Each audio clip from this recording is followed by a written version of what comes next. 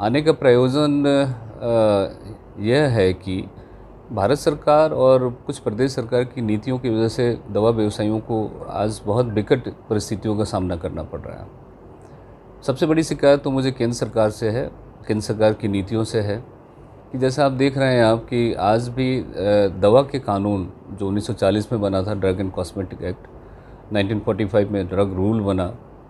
और 48 में rule compliance में आया, तब से जो कुछ चीज़ों को जो है जिसमें बदलाव की आवश्यकता थी, सरकार ने आज तक उसको कभी बदला नहीं।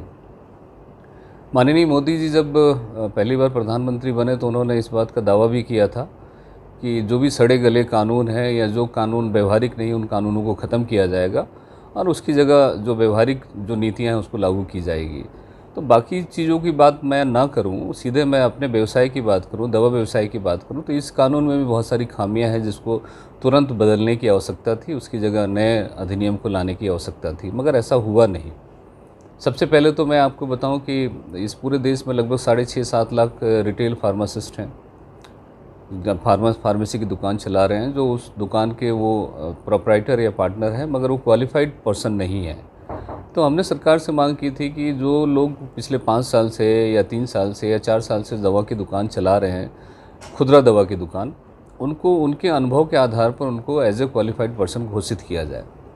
सरकार ने कहा है संभव नहीं, उसके लिए कानून में परिवर्तन करना पड़ेगा, संशोधन करना पड़ेगा। तो हमने एक सुझाव और दिया कि आप उसके अंदर एक कोर्स आप लागू कर सकते हैं जो 6 महीने 1 साल का कोर्स हो, और जो लोग पिछले 5 साल से अपनी दवा की दुकान को एज ए प्रोप्राइटर या पार्टनर संचालित कर रहे हैं, उनको उस कोर्स को करने का अवसर दिया जाए और उसका आप एग्ज़ाम कंडक्ट करो। अगर वो पास आउट कर जाते हैं तो उसको उसकी दुकान के लिए जो जिसमें वो प्रोप्राइटर या पार्टनर है,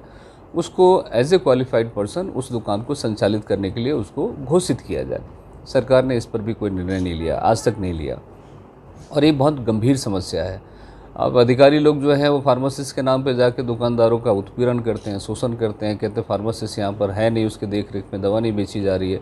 मेरा ये मानना है कि जब सन 1940 में कानून बनाया गया था, उस समय फार्मासिस्ट की आवश्यकता वाजिब थी, जायज़ था, क्योंकि उस समय दवाओं का मिक्सर, कंपाउंडिंग, घोटा इस तरह से बनाकर दिया जाता था, उसके डोजेज़ मार्क किए जाते थे। आज जो दवा बेची जाती है वो सिल, कंटेनर, बॉटल, स्ट्रिप्स में बेची जाती है, और बेचने की काबिलियत सिर्फ इतनी होती है कि जो डॉक्टर ने दवा लिखा है, जो प्रिस्क्रिप्शन में दवा लिखा गया है, उसको हम उसी ब्रांड को मरीज़ को बेचते हैं। और एक अभी त्वरित पिछले 2-3 साल से 4 साल से एक नई समस्या पैदा हुई है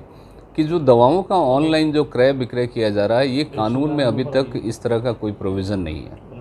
कानून इस बात की अभी भी इजाज़त नहीं देता है कि ऑनलाइन दवाओं को बेचा जाए। हमने इस संदर्भ में 2 बार हम लोगों ने अखिल भारतीय स्तर पर पूरा बंद किया, प्रोटेस्ट किया, सरकार की नीति का विरोध किया। हमने सरकार से एक ही बात कही कि अगर आपको ऑनलाइन दवा अगर बिकवाना ही है